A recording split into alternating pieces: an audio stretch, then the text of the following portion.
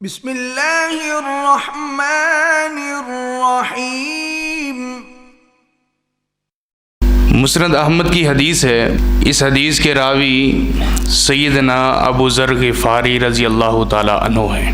فرماتے ہیں کہ ایک رات میں نبی علیہ الصلوۃ والسلام کے ساتھ تھا۔ آپ علیہ الصلوۃ والسلام مجھے لے کر ایک پہاڑی علاقے میں گئے۔ اس پہاڑی علاقے میں نبی علیہ الصلوۃ والسلام نے زمین پر ایک گول دائرہ لگایا اور آپ علیہ الصلوۃ والسلام نے فرمایا، ابو ذر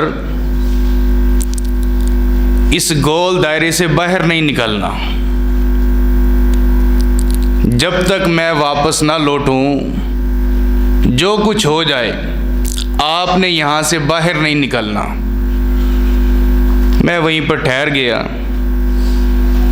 نبی علیہ الصلوۃ والسلام چلتے گئے حتیٰ کہ نبی علیہ الصلوۃ والسلام کچھ اندھیرے کی وجہ سے اور کچھ میری نظر سے اوجھل ہو گئے۔ دو پہاڑوں کے دوسری سائڈ پر نبی علیہ الصلوۃ والسلام پہنچ گئے۔ میں کھڑا بیٹھ گیا۔ اچانک ایک دھماکے کی آواز آئی، زمین پر لرزہ طاری ہوا، زلزلہ ہوا۔ میں پریشان ہو گیا کہ نبی علیہ الصلوۃ والسلام کہاں گئے، اور یہ ساری بستی یہودیوں کی ہے۔ کہیں اللہ کے رسول علیہ الصلوۃ والسلام کو ان لوگوں نے جانی نقصان نہ پہنچا دیا ہو۔ میں دل میں بڑا پریشان ہوں، اور یہ میری پریشانی موت سے بھی زیادہ تھی کہ میں اکیلا تنہا اللہ کے رسول کے ساتھ تھا، اور میں نے بھی اللہ کے رسول کو چھوڑ دیا، اور اس مقام تک آ پہنچا ہوں کہ نبی علیہ الصلوۃ والسلام چلے گئے ہیں، اور ایک بڑا دھماکہ ہوا ہے، زوردار دھماکہ۔ میں پریشان ہوں۔ اب اگر قدم اٹھاؤں تو نبی علیہ الصلوۃ والسلام کی نافرمانی ہوتی کہ اس دائرے کے درمیان رہنا، باہر نہیں نکلنا۔ اگر نہ جاؤں تو فکر ہے، پریشانی ہے کہ اللہ کے رسول کو کیا ہو گیا۔ وقت گزرتا گیا، فجر کی اذانوں کے قریب نبی علیہ الصلوۃ والسلام تشریف لائے۔ آپ نے فرمایا کہ ابو ذر کیوں پریشان ہو؟ سیدنا ابو ذر رضی اللہ تعالیٰ عنہ فرماتے ہیں، اللہ کے رسول جب آپ چلے گئے تو اس کے بعد ایک زوردار دھماکہ ہوا۔ اس گھڑی سے لے کر اب تک پریشان ہوں۔ جیسے ہی آپ کو آتے ہوئے دیکھا، پریشانی کو سنبھالا اور اپنے آپ کو اس مقام تک لے کر آیا، اس حالت تک لے کر آیا کہ میں آپ سے گفتگو کر سکوں۔ اللہ کے رسول، میرے ماں باپ آپ پر قربان ہوں، آپ کو کیا ہو گیا تھا؟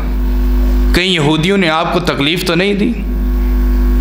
یہ زوردار دھماکہ کس چیز کا تھا؟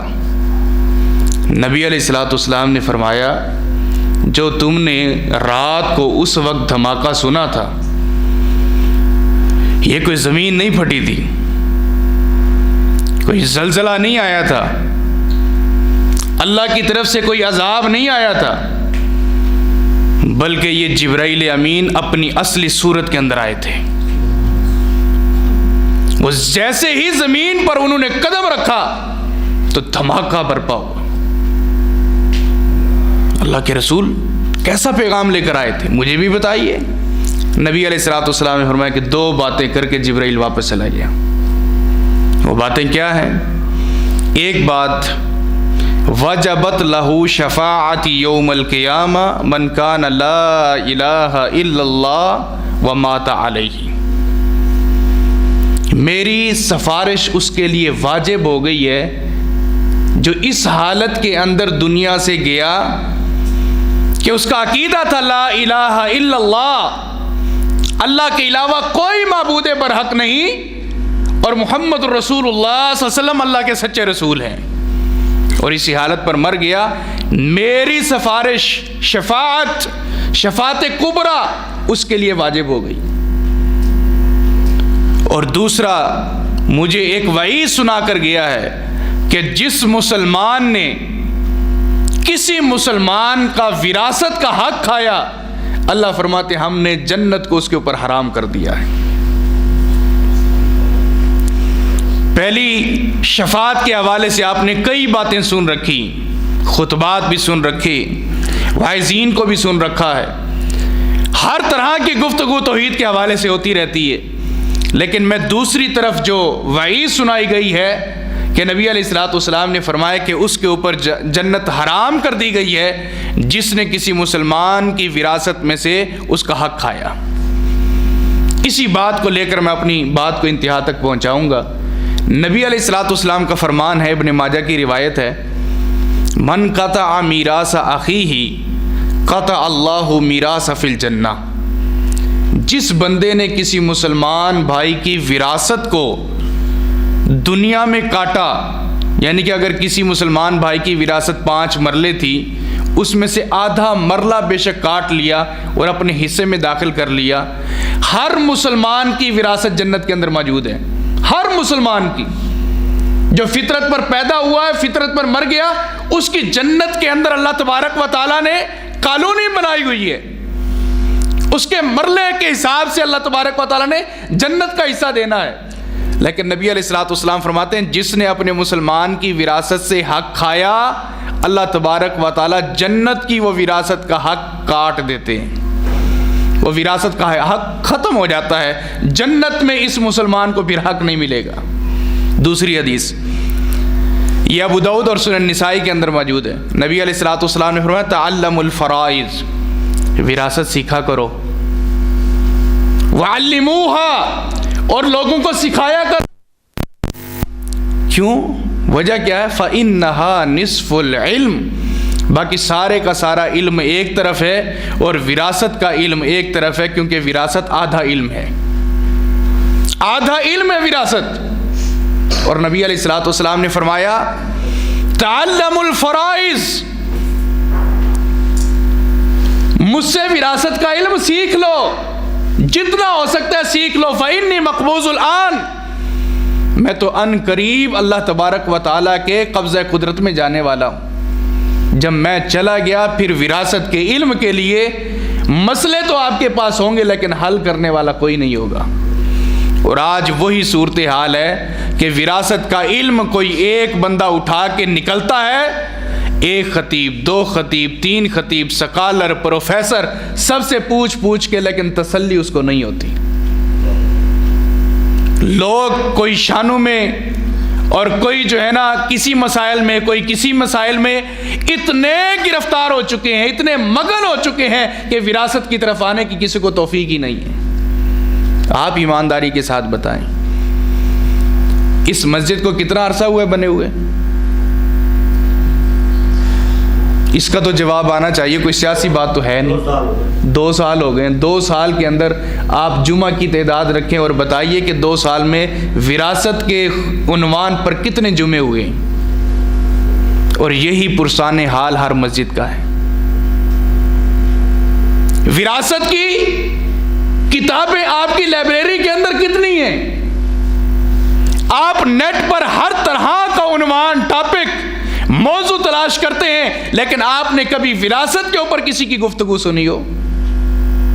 نہ ہمارے اندر دلچسپی ہے اور نہ ہم اس کی طرف قدم اٹھانا چاہتے ہیں اور نہ ہی اس دنیا کے اندر ہم داخل ہونا چاہتے ہیں۔ اسی وجہ سے لوگ کبھی کسی کا حق کھاتے ہیں، کبھی کسی کا حق کھاتے ہیں۔ حرام کے تذکرے کے اندر تو وہ ذکر کیا جاتا ہے، لیکن وراثت سمجھ کے اس کو بات نہیں سمجھائی جاتی۔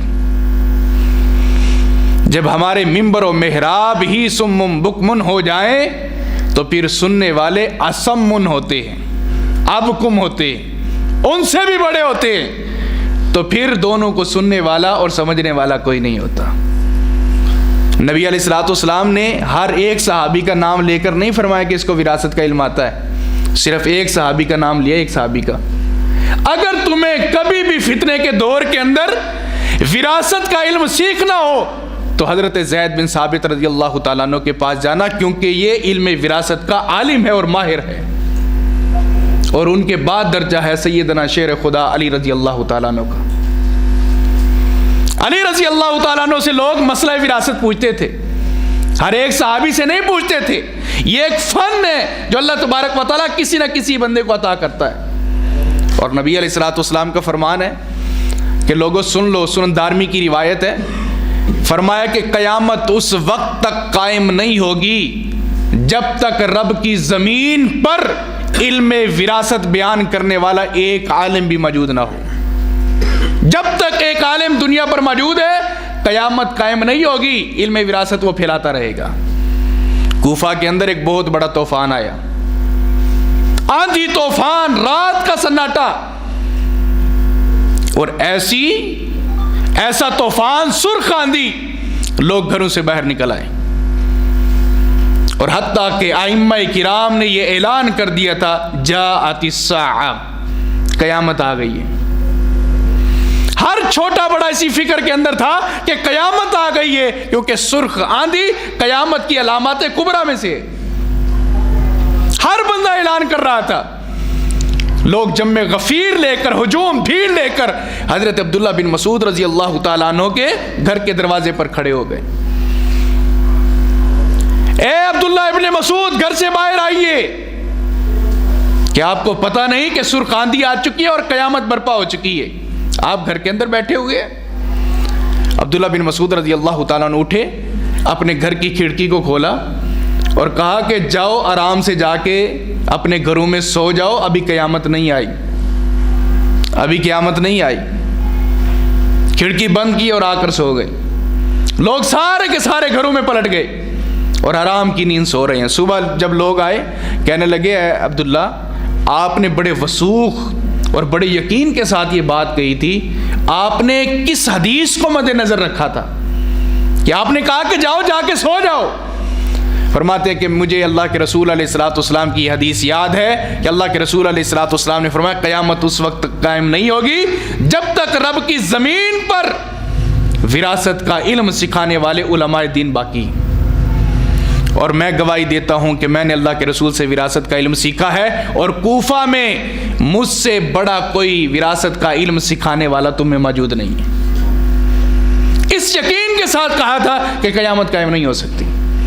سنن ابی داؤد اٹھائیں، کتاب الفرائض کے اندر یہ واقعہ موجود ہے.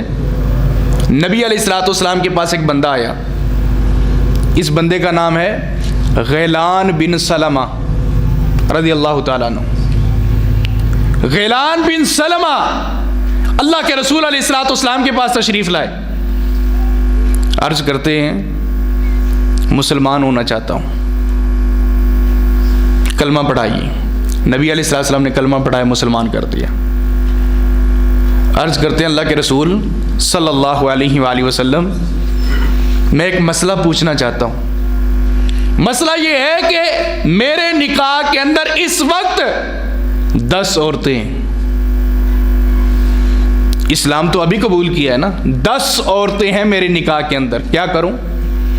نبی علیہ الصلوۃ والسلام نے فرمایا فاختر منہن 4، ان میں سے 4 کو چن لے جو تجھے پیاری ہیں، اچھی ہیں، جن کے ساتھ تیرا ذہن مائنڈ میچ ہوتا ہے، ان کو رکھ لے.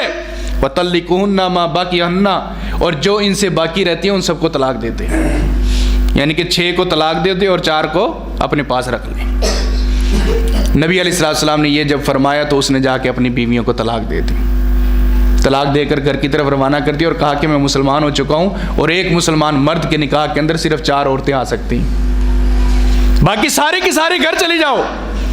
4 باقی رہ گئی. نبی علیہ السلام کا زمانہ چلا گیا، ابوبکر صدیق رضی اللہ عنہ کا زمانہ چلا گیا. اب دور خلافت امیر المومنین حضرت عمر فاروق رضی اللہ تعالیٰ عنہ کا. عمر فاروق رضی اللہ تعالیٰ عنہ ان کے پاس یہ بندہ آیا. یہ ایک روایت کے اندر آتا ہے کہ آپ نے خود اس کو بلایا. ان کو بلا کر پوچھا کہ یہ بتاؤ کہ میں نے سنا ہے تو نے اپنی بیویوں کو طلاق دے دی ہے؟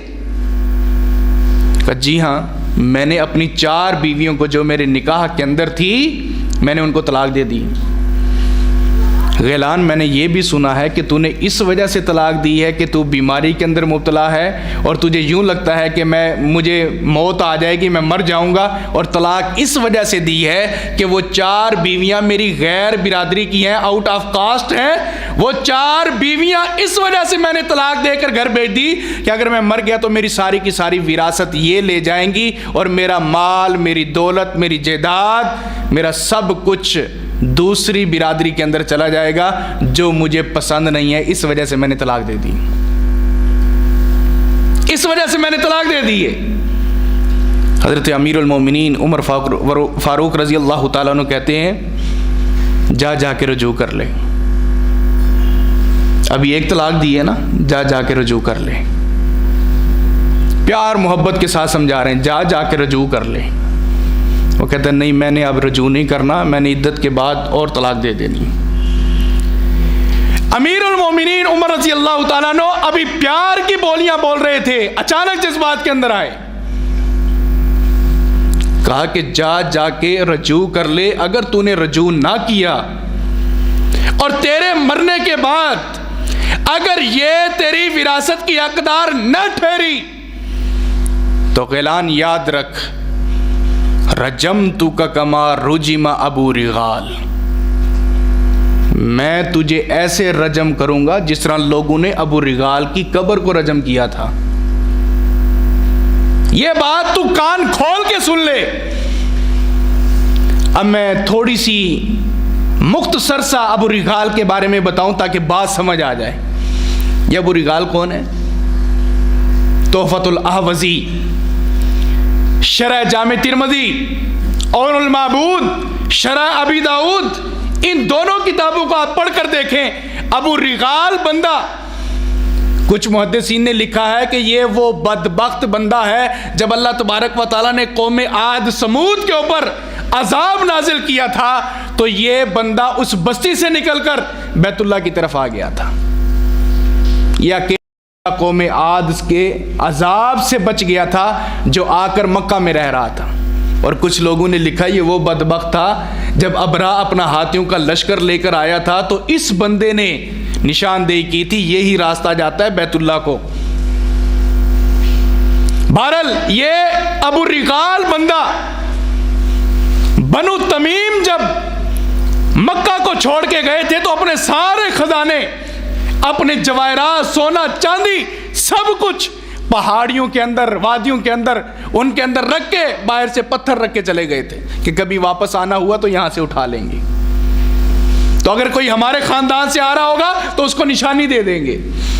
لیکن اس ابو رغال کو پتہ چل گیا تھا، وہ سارے سونا چاندی جواہرات اس نے نکال لیے تھے اور اتنا امیر ترین ہو گیا تھا کہ طائف کے اندر اس سے بڑا امیر کوئی نہیں تھا۔ لیکن اس بدبخت نے اس مال کی ہوس کے اندر آ کر کسی عورت کو بھی نہیں چھوڑا جس کی عصمت کو اس نے پامال نہ کیا ہو۔ ایک وقت آیا کہ ایک نوجوان ایک چھوٹی سی کلی، پھول کی کلی بچی کو ساتھ لے کر آئی اور کہنے لگی ابو رغال میں نے سنا تیرے پاس بڑا کچھ ہے، مجھے بھی دے دے، 2 وقت کی کھانا کھا لیں گے، 2 وقت کا پیٹ بھر لیں گے، مجھے بھی کچھ دے دے۔ اس نے کہا ٹھیک ہے، تو مجھے کچھ دے دے، میں تجھے کچھ دے دیتا ہوں۔ اس نے کہا نہیں، میں اللہ سے ڈرتی ہوں، ایسا کام نہیں کروں گی۔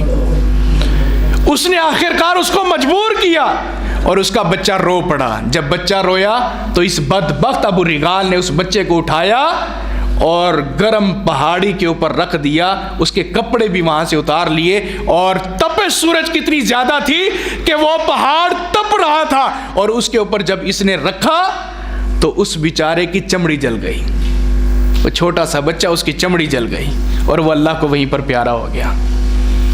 تو اس عورت نے اس کو بد دعا دی تھی کہ اللہ اس ابو رغال کو اس وقت تک موت نہ دینا جب تک اس کے اس گناہ کو لوگوں کے درمیان عیاں نہ کر دے، ہر بندے کو پتہ چل جائے۔ تو پھر ابو رغال کچھ وقت کے بعد مرا تو لوگوں کو جب پتہ چلا کہ اس کی قبر کہاں ہے تو لوگ ڈنڈے، سوٹے، جوتیاں اور کوڑے وغیرہ اٹھا کے لائے اور سب نے اس کی قبر پر آ کر وہ کوڑے مارے، اس کی قبر کو رجم کیا اوپر سے۔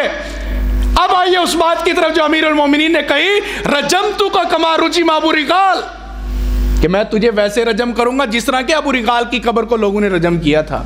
لوگوں کے درمیان نشان عبرت بن جائے گا کہ یہی وہ بندہ ہے جس نے آؤٹ آف کاسٹ عورتوں کو اس وجہ سے طلاق دی تھی کہ وہ غیر برادری کی ہے، کہیں میری وراثت کی حقدار نہ بن جائے۔ حضرات، ہمارے ماحول میں بھی یہ جراثیم موجود ہیں، یہ جراثیم موجود ہیں کہ ہم بھی ان عورتوں سے نکاح تو کر لیتے ہیں، ان سے بچے تو جنم دلوا دیتے ہیں، لیکن اس کے بعد ان کو ایسا چھوڑ دیتے ہیں کہ جس طرح کے ٹیشو پیپر کو یوز کرنے کے بعد ڈسٹ بین میں گرا دیا جاتا ہے۔ عورت کی قدر کو کم کر دیا گیا۔ جس اسلام نے عورت کی قدر و منزلت کو بڑھایا تھا، وراثت کی وجہ سے اسی عورت کو ردی کی ٹوکری میں ڈال دیا گیا۔ نبی علیہ الصلوۃ والسلام کے پاس ایک صحابی آیا، صحیح بخاری کی روایت ہے، اللہ کے رسول علیہ الصلوۃ والسلام کے پاس آیا، کہنے لگا اللہ کے رسول میری ٹوٹل جائیداد ایک غلام ہے، صرف ایک غلام، اور وہی میں نے اپنے بیٹے کو دے دیا ہے، ٹوٹل وراثت یہی ہے، میں نے وہ اپنے بیٹے کو دے دیا ہے۔ نبی علیہ الصلوۃ والسلام نے فرمایا کہ مسئلہ کیا پوچھنا چاہتا ہے؟ عرض کرتا ہے کہ اللہ کے رسول صلی اللہ علیہ وسلم مسئلہ یہ پوچھنا چاہتا ہوں کہ میں گھر گیا، بیوی کو بتایا کہ میں نے یہ جو ہے اپنے بیٹے نعمان کے نام کر دیا ہے، نعمان بن بشیر رضی اللہ تعالیٰ عنہ، اپنے بیٹے نعمان کے نام کر دیا ہے یہ غلام جو وراثت تھا۔ تو میری بیوی نے کہا کہ جب تک اللہ کے نبی علیہ الصلوۃ والسلام سے مسئلہ نہیں پوچھے گا تو میں تمہیں اجازت نہیں دیتی ہوں۔ اب آپ مسئلہ کلیئر کر دیں، آپ گواہی دے دیں، آپ میرے حق میں بتا دیں کہ یہ مسئلہ ٹھیک ہوا ہے، تاکہ میں اپنی بیوی کو جا کے تسلی دے دوں۔ نبی علیہ الصلوۃ والسلام نے فرمایا کہ تیری وراثت کتنی ہے؟ فرمایا کہ ایک غلام ہے۔ فرمایا کہ بچے کتنے ہیں؟ نعمان کے علاوہ اور بیٹے بھی ہیں؟ جی ہاں بیٹے ہیں۔ آپ نے فرمایا یا تو یہ غلام واپس لے لے یا تو ہر ایک بیٹے کو ایک ایک غلام دے۔ جب تک یہ بات یاد رکھیں، جب تک والدین زندہ ہیں یہ تقسیم نہیں ہو سکتی، وراثت اس کو کہا ہی نہیں جا سکتا۔ وراثت ہمیشہ مرنے کے بعد ہوتی ہے۔ زندگی کے اندر جب بھی دے گا گفٹ ہوگا، تحفہ ہوگا، ہدیہ ہوگا، اور گفٹ اور تحفے اور ہدیے کے اندر سارے بچے برابر ہوتے ہیں، 1/2 والا چکر پھر نہیں ہوتا۔ اگر بیٹے کو 1 کنال دی ہے تو بیٹی کو بھی 1 کنال دینی پڑے گی۔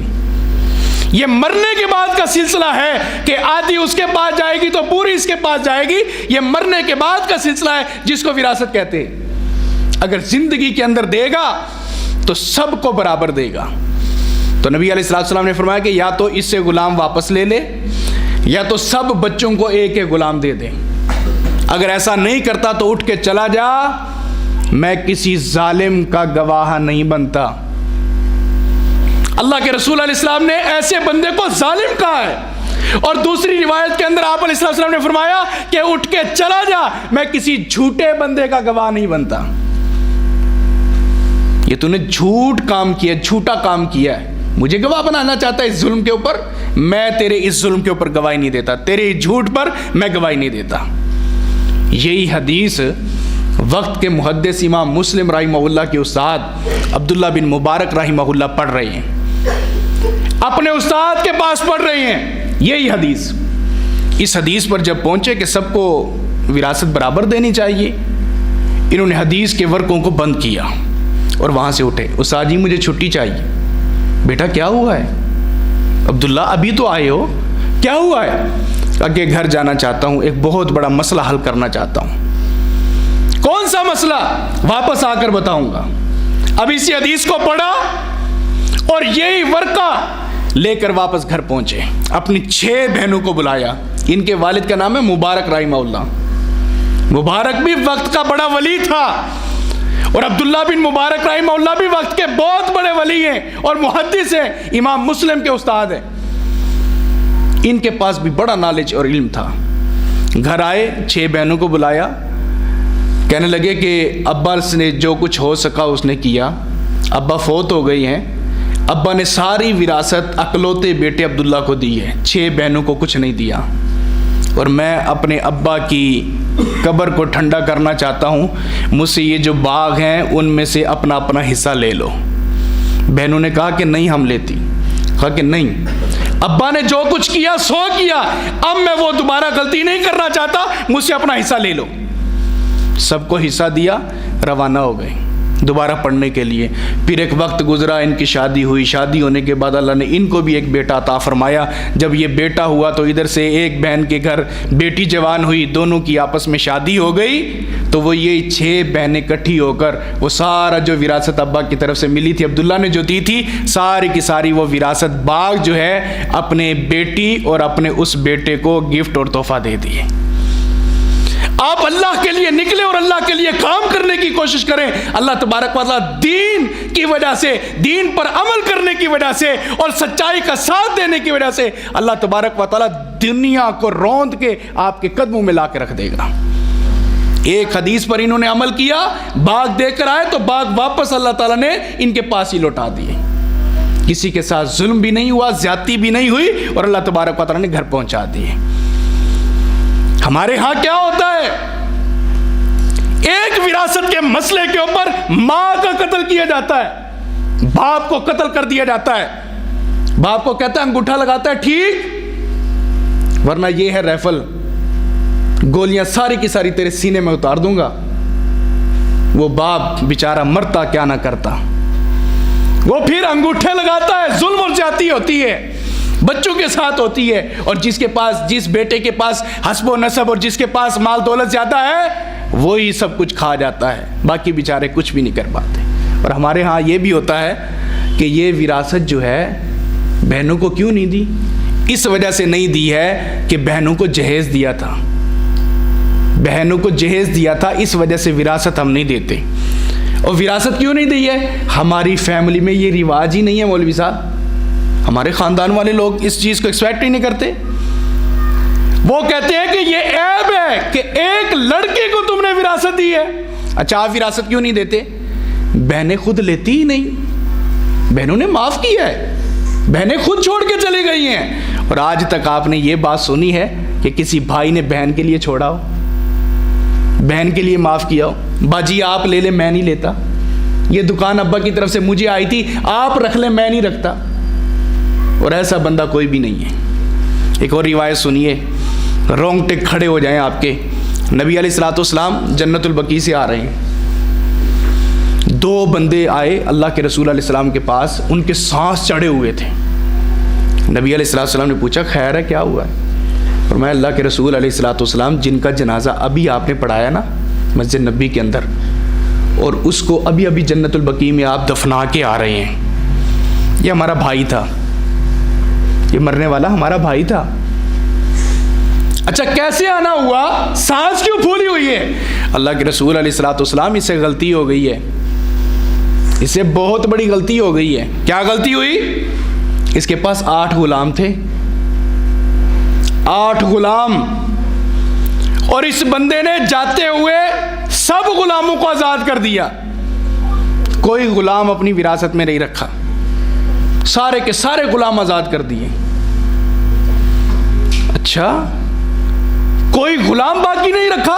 نہیں اللہ کے رسول کوئی غلام باقی نہیں رہا، اس کی وراثت اب کچھ بھی نہیں ہے. یہاں پر مسئلہ سن لیجئے، جن لوگوں کو تقوی کا ہیضہ چڑھتا ہے نا کہ میں سارے کا سارا مال جو ہے نا اللہ کی راہ میں وقف کرتا ہوں، بچے کنگال، بچے غریب، بچے بھکاری، بچے لوگوں کی جیبوں کو دیکھتے ہیں، لوگوں کے گھروں میں جا کر برتن مانج کر پھر اپنی پرائی کرتے ہیں. اس نے کیا کیا؟ میں جی یہ میرا 10 مرلے ہے ٹوٹل وراثت ہے، اور اللہ کے نام کی یہاں پر میں مسجد بنوانا چاہتا ہوں، ٹوٹل ہے ہی 10 مرلے، کوئی فائدہ نہیں مسجد بنوانے کا. دین یہ کہتا ہے کہ پوری جائیداد کی وصیت آپ نہیں کر سکتے، اگر کرو تو 1/3 کر سکتے ہو، 1/3، تیسرا حصہ، یہ بھی زیادہ ہے. فالثلث کثیر، نبی علیہ الصلوۃ والسلام نے فرمایا 1/3 بھی زیادہ ہے، لیکن پھر بھی گنجائش موجود ہے کہ 1/3 تم کر سکتے ہو. لیکن اس حیضے کے اندر نہ رہیے، اپنے آپ کو شریعت میں ڈھالنے کی کوشش کریں کہ سب کچھ اللہ کی راہ میں وقف کر دیا، مدرسہ بنائے، جو کچھ کریں اس کا کوئی فائدہ نہیں ہے. اس سے بہتر یہ ہے کہ اپنے بچوں کو اپنے پاؤں کے اوپر کھڑا کر دیں تاکہ وہ لوگوں کی جیبوں کی طرف نہ دیکھیں. چچا کے پاس جا کر یتیمی کا منہ لے کر نہ جائیں کہ ہمارے پاس تو راہ کچھ بھی نہیں ہے. تو نبی علیہ الصلوۃ والسلام نے فرمایا کہ اچھا ان غلاموں کو بلاؤ. غلام 8 کے 8 بلائے گئے. نبی علیہ الصلوۃ والسلام نے ان سب کے نام لکھوائے. 4 رکے ڈالے, کرے ڈالے. نبی علیہ الصلوۃ والسلام نے 4 پرچیاں ڈالی. ایک ایک پرچی کے اوپر 2 نام لکھے. نبی علیہ الصلوۃ والسلام نے فرمایا کہ 2 پرچیاں ان میں سے اٹھا لو. جن 2 پرچیوں میں 4 غلاموں کا نام تھا وہ وراثت میں باقی رکھ لیے اور باقی 4 کو آزاد کر دیا. نبی علیہ الصلوۃ والسلام نے فرمایا کہ باقیوں کو آزاد کرو اور ان کو وراثت میں تقسیم کرو. اب جب یہ راضی ہو گئے, دونوں بھائی جانے لگے, تو اللہ کے نبی نے پتہ ہے کیا فرمایا؟ لو علمناہ, اگر مجھے اس مسئلے کا پتہ ہوتا کہ یہ مرنے والا یہ کر کے گیا ہے کہ ساری وراثت اللہ کے نام پر چھوڑ گیا ہے, آزاد کر کے گیا ہے, لو علمناہ ما صلیناہ, اگر مجھے اس بات کا علم ہو جاتا, اللہ کی عزت کی قسم ہے ایسے بندے کا میں جنازہ بھی نہ پڑھاتا. ایسے بندے کو میں جنت البقیع کے اندر دفنانا تک گوارا نہ کرتا جس بندے نے ساری کی ساری وراثت اللہ کی راہ میں وقف کر دی. میرے بھائی, میرے عزیز ساتھیو, یہ وراثت کے معاملے بڑے حساس معاملے ہیں. کوئی قدم اٹھانے سے پہلے علماء سے رجوع کریں. کوئی مسئلہ حل کرنے سے پہلے جو آپ کے پٹواری دوسری اور تیسری سیٹ کے اوپر بیٹھتے ہی اپنا موقف تبدیل کر دیتے ہیں, وہ جو آج کے ہمارے وراثت کے ماہر بنے ہوئے ہیں, جو کالے قانون کے مطابق مسئلے حل کر رہے ہیں, ان سے پہلے علماء کی طرف رجوع کیجیے. کتب احادیث کو اٹھائیے, کیا مسئلہ جس طرح یہ حل کر رہے ہیں قرآن و حدیث کے مطابق ہے یا نہیں ہے. اگر ہے تو فبیہا, اگر نہیں ہے تو پھر انا للہ و انا الیہ راجعون پڑھیے. وراثت کے معاملے کے اندر کسی مغالطے کے اندر نہ رہیں, کسی مغالطے کے اندر نہ رہیں. اگر ایک عالم کو مسئلہ نہیں یاد ہے تو دوسرے سے پوچھیے, تیسرے سے پوچھیے, اسی طرح جائیے. حضرت ابوبکر صدیق رضی اللہ عنہ کے پاس جب مسئلہ آیا کہ دادی کا وراثت میں کون سا حصہ ہے, صحیح بخاری کی روایت, فرمایا کہ کوئی حصہ نہیں. دادی کا کہاں سے حصہ آیا؟ جب وہ دادی ماں روتی روتی واپس چلی گئی تو صحابہ کرام کو بٹھایا, یار کل میرے پاس اس طرح مسئلہ آیا تھا, آپ کیا کہتے ہیں؟ مغیرہ بن شعبہ یا عبد الرحمن بن عوف رضی اللہ عنہ کھڑے ہوئے, فرمایا کہ آپ کو پتہ نہیں ہے کہ دادی کا 6واں حصہ ہے؟ ابوبکر صدیق رضی اللہ تعالیٰ عنہ جیسی عظیم شخصیت, انبیاء کے بعد افضل ترین بشریت ابوبکر صدیق رضی اللہ تعالیٰ عنہ, لیکن اس کے باوجود اللہ تبارک و تعالیٰ نے مسئلہ بھلا دیا. اور جیسے ہی مسئلے کی سمجھ آئی رجوع کیا اور اس کو بلایا, کہا کہ دادی کا 6واں حصہ ہے.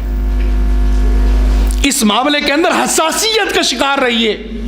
ذرا سی بھی کوئی کوتاہی ہو گئی, نبی علیہ الصلوۃ والسلام کا فرمان ہے, صحیح مسلم کی روایت ہے, من قبض علی ارض شبرا بغیر حق, کسی بندے نے کسی مسلمان کی وراثت میں ایک بالشت, ایک بازو ناحق طور پر اس کا قبض کیا, توفقہ یوم القیامت 70 ارضین, قیامت کے دن وہ اس حالت میں آئے گا کہ اس کے گلے کے اندر وہی ایک زمین, ایک مرلہ, ایک بالشت, ایک بازو جو کسی کا ہڑپ کیا تھا, قبض کیا تھا.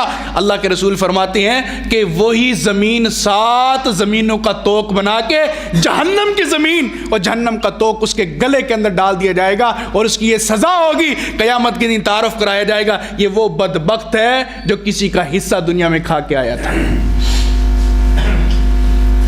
اب انسان پر ڈیپینڈ کرتا ہے, وہ جہنم کے توق پہننا چاہتا ہے تو کر لو جتنی عیاشی کرنی ہے. بہنوں کو زندہ ہیں تو ان کو مار دو, باپ کو قبر میں اتار دو, اس کی زمینوں پر دکانیں بنا لو, پراپرٹی بنا لے, پلازے بنا لے. لیکن اگر جہنم کے توق برداشت کرنا چاہتا ہے, اگر نہیں کر سکتے تو دنیا کے اندر انصاف کیے. اے دلو بین اولادکم, اپنی اولاد کے درمیان انصاف کرو. اگر انصاف نہیں کر سکتے تو اللہ پر چھوڑ دو, مرنے کے بعد خود بخود اللہ تبارک و تعالی ان کے درمیان انصاف کرا دیں گے. اپنی مرضی سے کسی کو بھی تھوڑا یا زیادہ دینے کی ضرورت نہیں ہے, یہ اللہ پر مسئلہ چھوڑ دیجئے. اور اس کے ساتھ ساتھ ایک بات عرض کروں, نبی علیہ الصلوۃ والسلام نے فرمایا, آپ مدینہ سے مکہ تشریف لائے, حضرت سعد رضی اللہ عنہ کا ایک بھائی بیمار تھا. نبی علیہ الصلوۃ والسلام اس کی عیادت کرتے ہیں, عیادت کرنے کے بعد آپ اس کو تسلیاں دیتے ہیں, لیکن 2-4 دن کے بعد اس کا انتقال ہو گیا, فوت ہو گیا. تو اس کے بھائی نے حضرت سعد رضی اللہ تعالیٰ نے ساری لسٹ بنائی، جن جن کا قرضہ دینا تھا سب کو رسا دیا۔ نبی علیہ السلام کے پاس آیا، اللہ کے رسول میرا بھائی فوت ہو گیا اور وہ امید کرتا ہوں جنت میں داخل ہو گیا ہوگا، میں نے سارا قرضہ ادا کر دیا ہے۔ نبی علیہ السلام نے فرمایا میرے پاس جبرائیل آئے ہیں، جبرائیل نے کہا ہے ابھی تک تیرا بھائی جنت میں داخل نہیں ہوا، ابھی تک تیرا بھائی جنت میں داخل نہیں ہوا۔ یا رسول اللہ میرا بھائی جنت میں داخل نہیں ہوا، کیا ہوا؟ نبی علیہ السلام نے فرمایا 2 درہم کسی عورت کے اس نے دینے ہیں، 2 درہم، اس 2 درہم کی وجہ سے اللہ تعالیٰ نے جنت کا دروازہ بند کر دیا ہے۔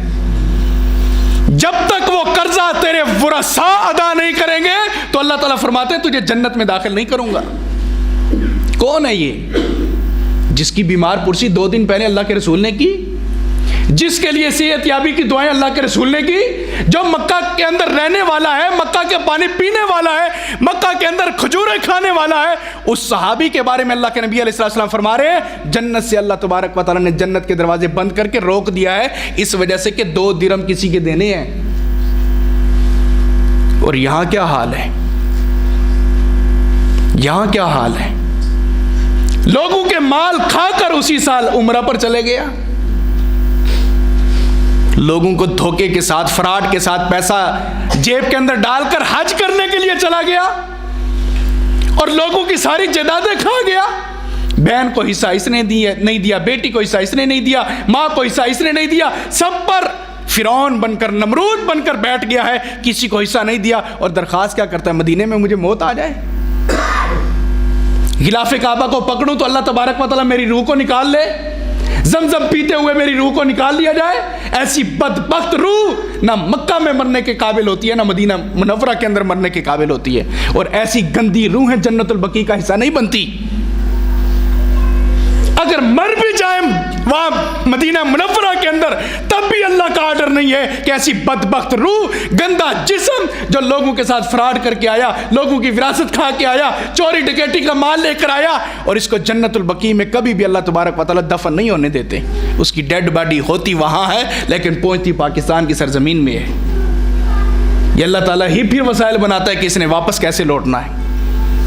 تو میرے بھائی اپنا خاتمہ بالایمان کیجئے، خاتمہ بالخیر کیجئے، اپنے آپ کو اس جنجال سے نکالیے۔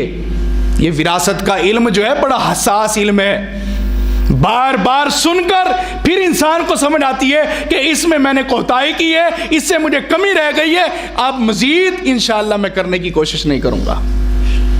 اگر بندے کا جذبہ ایسا بن جائے، بندے کا جنون ایسا بن جائے تو پھر اللہ تبارک و تعالیٰ انقلاب بھی لا سکتے ہیں اور ہمارا معاشرہ سدھر بھی سکتا ہے۔ معاشرے کے اندر سب سے بڑا بگاڑ ایک مال کی وجہ سے ہو رہا ہے، اور وہ مال ہے وراثت۔